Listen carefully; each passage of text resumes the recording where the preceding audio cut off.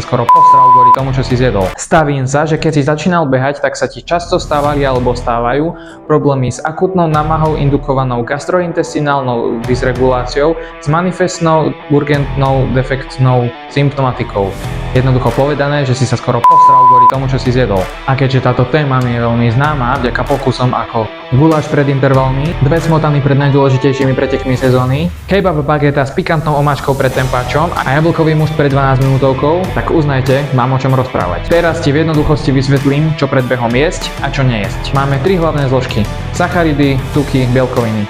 Pri behu spaľuje tvoje telo hlavne tuky a sacharidy. Záleží podľa intenzity. Pri vyššej intenzite spaľuješ hlavne sacharidy, pri nižšej hlavne tuky. Najčastejší problém je, že zjeme niečo, čo nám telo dlho trávi, pretože nie všetky potraviny dokáže telo spracovať rovnako rýchlo. Pri behu sa odkrvuje traviace ústrojenstvo, teda krv ide hlavne do svalov alebo teda do končatín. A pri väčšom množstve jedla môžu vzniknúť krče.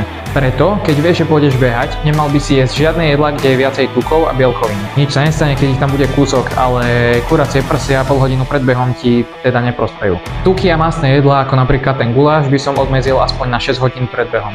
Bielkoviny, ako napríklad kuracie prsia a vajíčka, by som nejedol neskôr ako 2-3 hodiny pred behom. Tiež záleží od konkrétnej potraviny a druhu mäsa. Môže to byť až 6 hodín. A čo teda môžem jesť pred behom? Sacharidy. Napríklad banány, hrozienka, rýžovú kašu, gély, pretože tie telo dokáže rozložiť najrýchlejšie. To sú také najdostupnejšie potraviny. Ja používam vždycky banán a rýžovú kašu. A tiež by si nemal piť veľa vody, pretože potom to žblnká. Vo všeobecnosti platí, že čím bližšie sa blíži k tvojmu behu, tým jednoduchšie stráviteľné jedlá by si mal jesť. Každý človek je veľmi individuálny. Ja napríklad viem, že v deň preteku už radšej nie nič mliečne. Niekto môže jesť mäso aj 2 hodiny pred behom, niekto nemôže ani 6.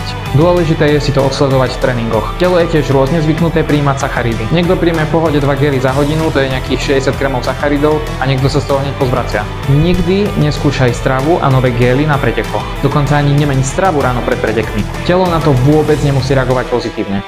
Nové veci trénuj vždy v tréningu, nikdy na pretekoch. Ja som Natanael a ak sa chceš dozvedieť viac o sveta behu, lukostrelby, Spartana, prírody a iné, tak ma určite sleduj.